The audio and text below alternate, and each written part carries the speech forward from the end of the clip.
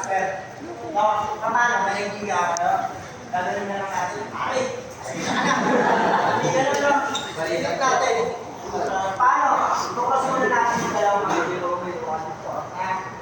tapos, napanan natin yung mga ay, hindi ganun ba?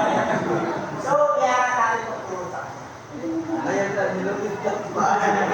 May paan! Diyan ako, te. Yan, yan. Pagkaros, tuhod, yan. Tapos, yung kamay natin sa may likod. No? After nyan, bubuhatin natin si Kuya. Tapos, saka natin ilalagay yung tuhod natin. Anong purpose? Para hindi siya malupa. Baka mamaya kasi pag-akit, no? Hindi tutumbay siya, lumalabas kasi ang conscious eh. No? Talagyan natin yung tuhod dito. O paano naman natin siya bubuhatin? Hawak ka rito sa litig. Para sa kanila. Yan. Ito ang hawak ka sa kamay. No? Dito ka. Ganyan mo Ganyan. Paano naman sa babae? Hindi po ganun Hindi po ganito Hindi po ganyan. Saan po, pwede namin hawakan ng babae. For example, wala na talaga pinagdadit ng tao. Lalaki ka, may babae, magkakaroon ka pa ng babae para hindi na. Hindi na. Saan? Sa bata, paano na? Mabalik ka lang sa sarili. Sarili medyo kasi yung tao. Mabalik ka lang, mabalik ka lang. Pero, kung ganito sa lalaki, sa babae mo, sa sito. No? Huwag po natin kasi napaka-sensitive na ng mga batas natin against women. No? Sabi pala yung mga babae.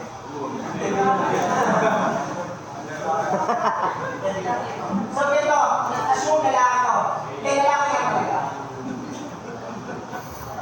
So, paano natin siya nagigit?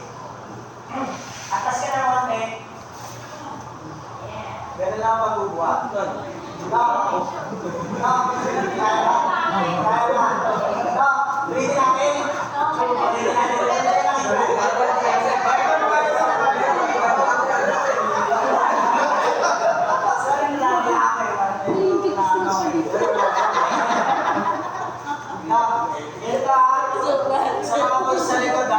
Pag sa babae ganito,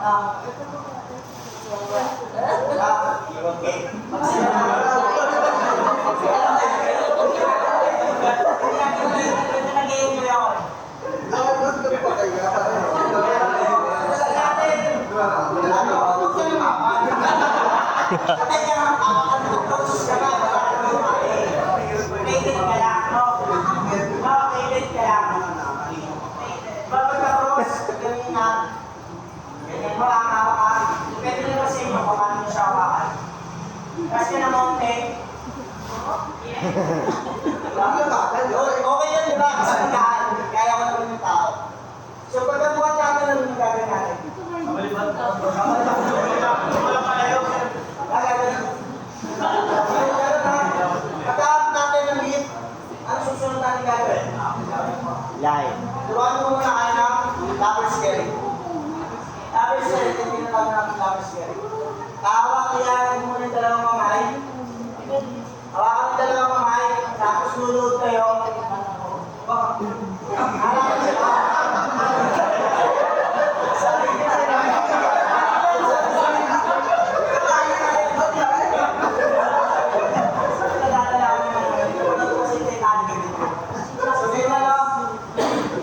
Ganyan. Hawakan dito ay sasantay. Patong mo yung mga sabay. Batok mo. Tapos, itong bangkos ng tuhod, papawin mo yung tao.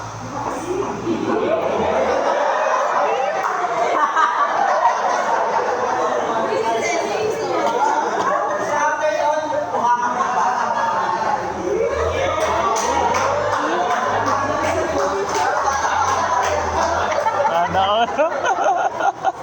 Sana all. Tinatawag natin lapis guys. So, paano naman yung tayo guys?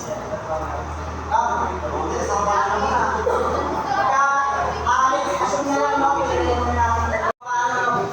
Assume, malaki talaga yung tao. No? Ano gagawin natin? Hindi porke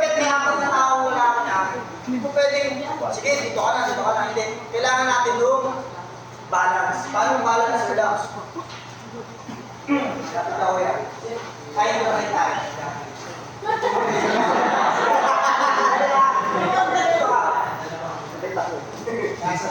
Tama na ba ako yung height na? Tama na ako yung height. So, ang mangyayari dito, si Kuya, si 1, 2, 3, 4, si 2 and 4, sa may kabila. Si 1 and 3, sa may kabila. Sige, sir, tama ba? Hindi, sir, dito na kayo. Kaya, nasa na kasi. Kaya, sir, papana na tayo. Papana na tayo.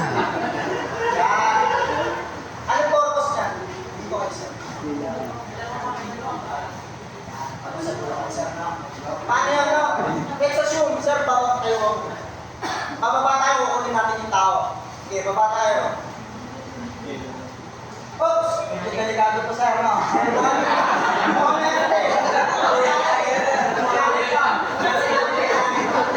Ulo lang kayo. Sir, parang may gusto sa ulo. So, let's assume na unconscious yung tao. Malaki yung tao, bubuhatin natin. Pakita natin yung kamay.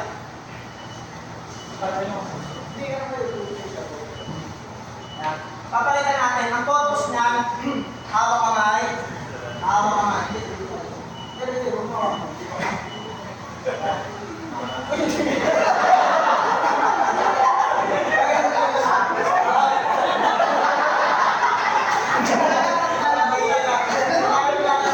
Ang purpose nito, kung bakit meron tayo sa dulo, sa dulo ng kamay, ang purpose nito, hawakan nyo. Hindi ganyan ang hawak sa rahay. Pinasok natin yung mga ito ang posisyon. No, ito ang posisyon. Ito ang posisyon ng paggawa ng may nasa ilalim kung bakit namin pinapasok. So let's assume, baba tayo. Sige, baba na sir. Dito tayo harap. So yung pag-aap niya ng kamay ha. Pag-aap niya ng kamay. Wala pang bubuhati. Sir. Yan.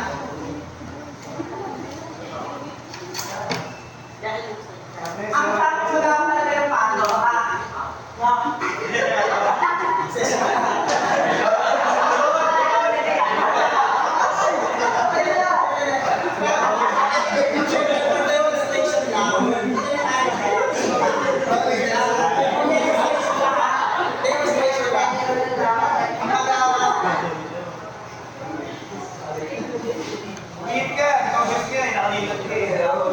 Tapos, ang purpose ng isang kamay para sa protection ng ulo. No? Kaya nyo ba? Kaya 1, 2, 3. Lagay nyo sa puto.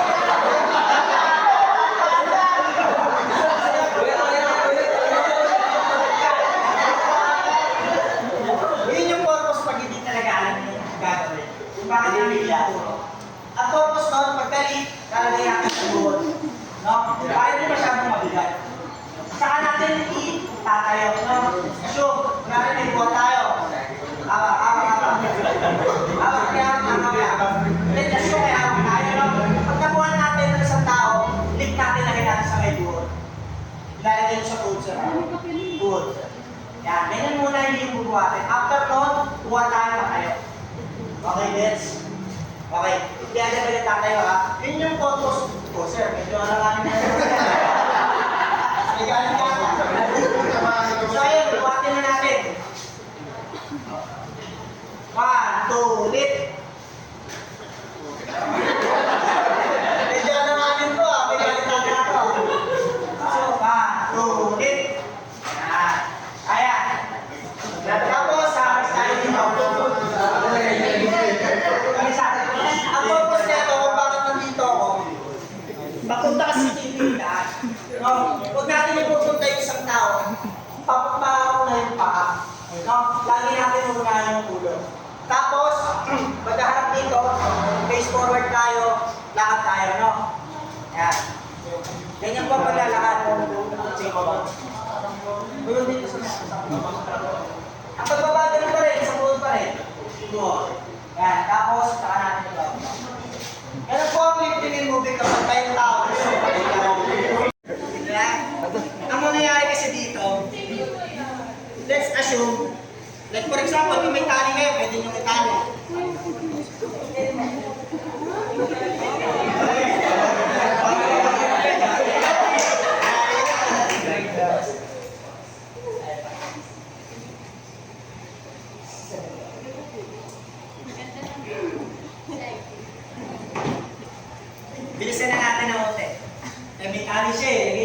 tali niya, no? Anong gagawin natin? Ang purpose na ito, isang kamay dito, yung dalawa niyang kamay, papasok natin sa ulo. Yan yung purpose. No? Dapat si Rina Tingnan dyan. mo, ah. Yun ako kaya. No, ganito, anong purpose na ito? Para kapag so, ganito ang kailangan sa ano? Para sa pumunit ka. Paano? Let's assume, may ano ron, may safe zone doon. Dadiretso natin yung tao. Since mausok, wala akong makita, dito nakakakita. Paano natin nakakakit? Ganun po ah. Ayun ang purpose. Kaya meron tayong tinatawag na isang dangkal para magkaroon ng accessibility o para makakita tayo. So para naman sir ka, sabi ko kanina, unahin natin iligtas yung sarili. Let's assume, medyo may pag-ibanan. May mga lupis na magbabagsakan. Anong gagawin natin? Wala na siya. Ito na po. Sayang buhay na. Wait lang. Gag. Wag kayo papabayaan ng mga pagkano. Pare, iligtas kita. Hindi ganun no. Pakakabala naman kasi sa social media o nakikita natin sa media na dalawang lalaki, nakaganyan. No, bakit yun yun, di ba? Alam nyo sa social media, no? Mag-viral pa kayo. Dalawang lalaki, patay, magkayakap.